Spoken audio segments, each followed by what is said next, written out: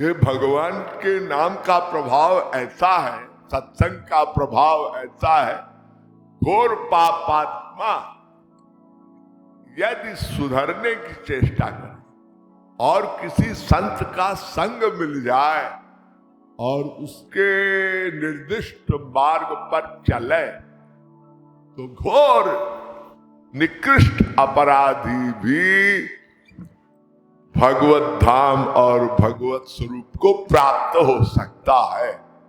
यह अकाट्य सिद्धांत है, इसको कोई नकार नहीं सकता। बड़े बड़े पापात्मा अजामिल हो, गणिका, गीध, रत्नाकर डाकू थे, डाकू। एक संत मिल गए, संतों की टोली जा रही थी, रत्नाकर जी ने लूटने का प्रयास किया। रत्नाकर जी संबोधन इसलिए कर रहा हूं कि वो बाद में वो संभवतः कोई अवतारी महापुरुष रहे होंगे, क्योंकि उनकी रामायण रामलीला के पूर्व ही लिख दी गई थी, ऐसा उल्लेख आता है। कितने बड़े महापुरुष थे वो। रामचरित मानस तो उसका अनुवाद है, ट्रांसलेट किया है तुलसीदास जी। ये वाल्मीकि जी यानी रत्नाकर को संतों ने कहा कि देखो भाई, तुम ये लूटपाट करते हो। संतों को लूट रहे थे वाल्मीकि, उनका प्रोफेशन था, उनका धंधा था, जो भी आवे राजधानी करके लूट लो। तो संतों ने कहा भाई हमारे पास क्या है, यही दंड का मंडल है और हमारे पास एक लठिया है और माला है, तो उन्होंने क्या दे सकते हो? संतों ने कहा ये माला है भैया, बड़े काम की, ये ले लो। अब वो डाकू, उन्होंने कहा एक बात बताओ, संतों ने कहा एक बात बताओ, ये जो लूटपाट करते हो, ये धन की लूटपाट, ये किसके लिए करते हो? 2 रोटी के लिए? अरे 2 रोटी के लिए तो चलो हमारे साथ, हम तुमको एन प्रकार तुम्हारी सेवा करेंगे भाई, हम लोग साधु हैं। ये लूटपाट किस, ये धन संग्रह किस लिए करते हो, राजनी किस लिए करते हो? तो रत्नाकर बोले अरे भाई मैं गृहस्थी हूं, मेरा परिवार है। अच्छा, तो परिवारजनों का मोह है। रत्नाकर बोले अरे भाई बाबा जी तुम क्या हमको अंडबंड बातें कर रहे हो? साधु ने कहा देखो भैया, तुम नाम से तो तुम हिंदू हो, तो रत्नाकर नाम है तुम्हारा, तो बेटा थोड़ा बहुत तो तुम सुने होगे अपने गांव में, अपने दोस्तों में, कि ये पाप करना अपराध है। हमारे हिंदू धर्म में कितना भी निकृष्ट अपराधी व्यक्ति हो, लेकिन उसके परिवार में, उसके पूर्वजों में कहीं न कहीं धार्मिक संस्कार होते हैं। अब भले ही घोर कुसंग से वो व्यक्ति अपराधी हो गया हो, कोई हो, हमारे हिंदुस्तान का जो इतिहास है कि वो सब ब्रह्मा की सृष्टि से उत्पन्न हुए और सब में वही ब्राह्मण, क्षत्रिय, वैश्य, शूद्र जो भी हुआ, ये ब्रह्मा माने ये भगवान के सेवक थे। देखिए वैसे तो ये इतिहास पुराण में उल्लेख है कि ये भगवान ही है ब्रह्मा विष्णु महेश, 3 नित्य सदा से भगवान ही है, स्वरूप शक्ति के पावर के गवर्नर। लेकिन इन भगवानों ने, इन महाशक्तियों ने अनेक आधिकारित्व की दृष्टि से हर ब्रह्मांड में सृजन किया, एक एक ब्रह्मा, एक एक विष्णु, एक एक शंकर। अब सुनने में बड़ा अटपटा लगता होगा, लेकिन ये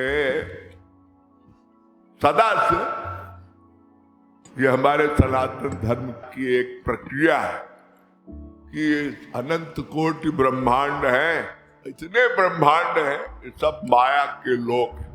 अलोक लोक प्रतिभिन्न विधाता, भिन्न विष्णु शिव मनुदिशि।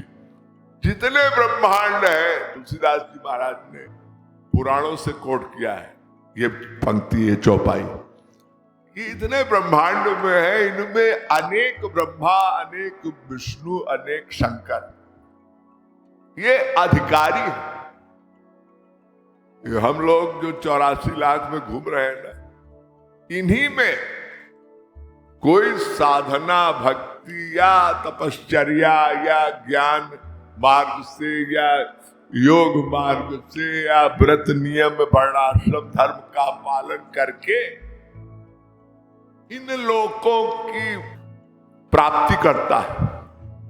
तो आप लोगों ने बहुत बार सुना होगा, कितने कोटि के अपर क्लास के सुख है। अजानज देव का सुख है, एक गंधर्व लोक का, एक मानव गंधर्व, एक देव गंधर्व, एक देव का, एक नित्य देव का, एक बृहस्पति का, एक प्रजापति का, ऐसे करके कई जो श्रेष्ठ लोक हैं ब्रह्मलोक तक। तो वाल्मीकि जी महाराज यानी रत्नाकर जी को साधुओं ने समझाया कि भैया ये सब जो कर रहे हो, इसका परिणाम क्या है? तुमने कहीं तो सुना होगा ये पाप है। तुम अगर हिंदू हो और भले ही शूद्र जाति के हो, भले ही कोई जाति हो, लेकिन जब ब्रह्मा की सृष्टि से ही उत्पन्न हुए हो, तो कहीं न कहीं वो संस्कार होंगे, छुपे हुए अंकुर होगा। तो साधुओं ने कहा, देखो बेटा, ये जो तुम जिनके लिए कार्य करते हो, लूट मार, तो क्या ये तुम्हारे कर्म के, ये दुष्कर्म के सहभागी होंगे?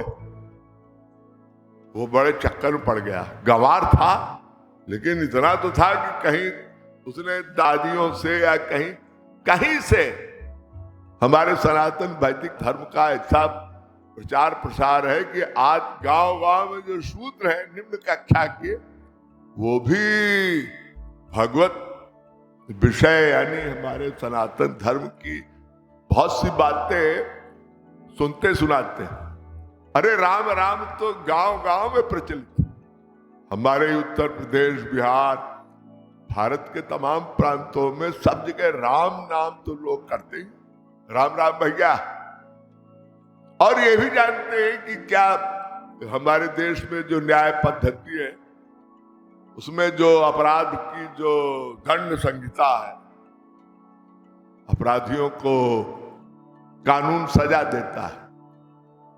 तो ये लौकिक दृष्टि से भी ये गुनाह, क्राइम माना जाता है। तो रत्नाकर को इतना बोध था कि हाँ ये क्राइम है।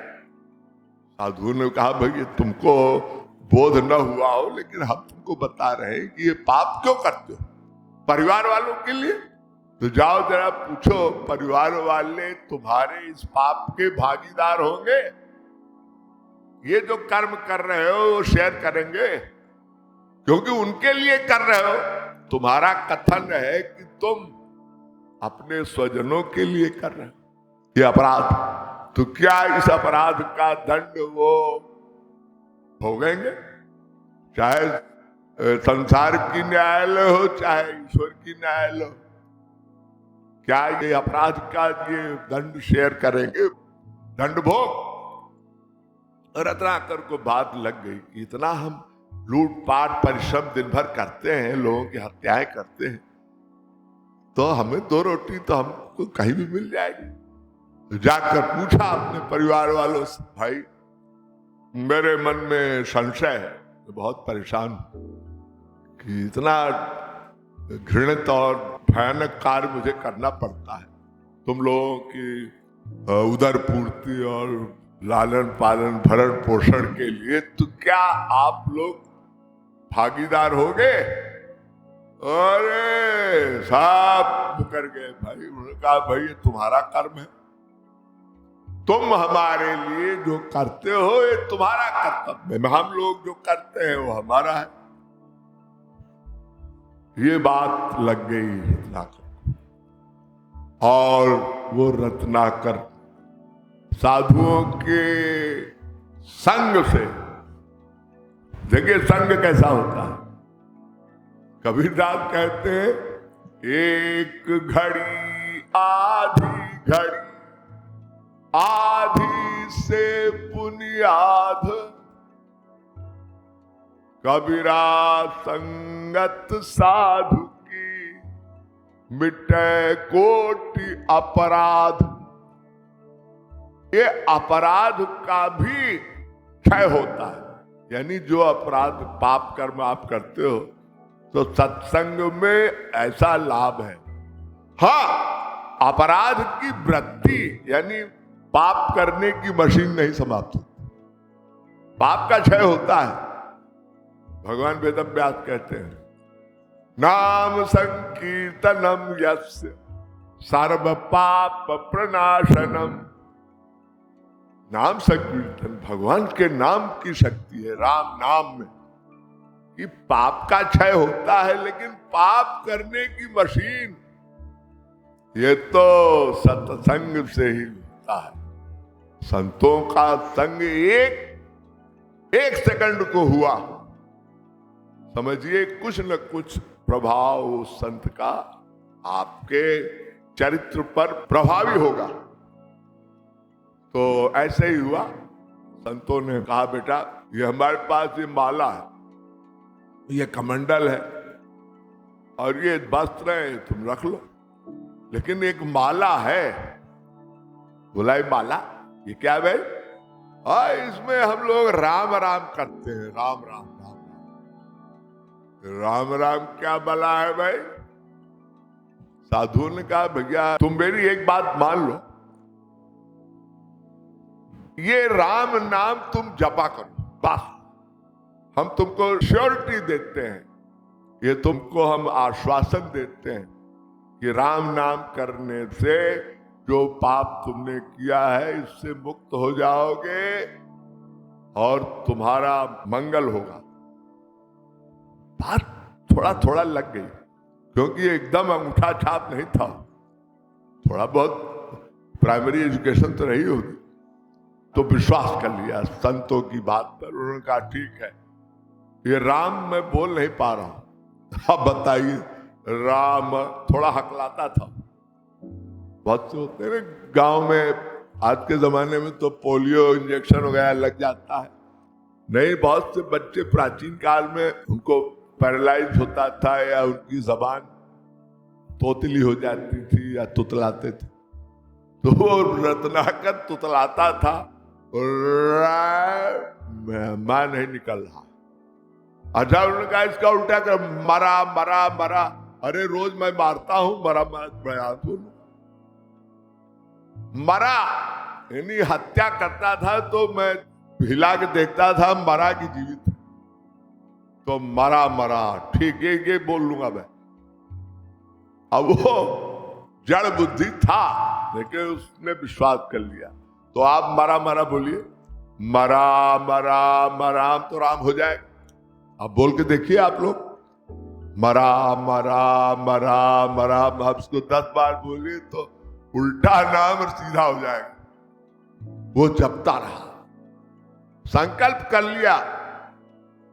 बहुत से लोग जिद्दी होते हैं ना, जिद पे आ गया कि संत ने कहा है अब मैं मरा मरा जपता रहूं, लेकिन विश्वास कर लिया। अब पूर्व संस्कार रहे होंगे रत्नाकर के, उन्होंने कहा जब तक हम ना आए तब तक बेटा करते रहे। देखिए पेशेंस कितनी बड़ी चीज है। समय बीत गया, गुरुजी नहीं आए, लेकिन गुरुजी ने ऐसा ब्रेन वॉश कर दिया कि रत्नाकर रटते ही राम राम राम राम, बहुत दीर्घ काल तक। और संत आए और उन्होंने प्रेम कृपा दान कर दिया और इतना बड़ा सरस्वती सिद्ध हो गई उसको कि राम के दर्शन कर लिए और रामायण लिख दी।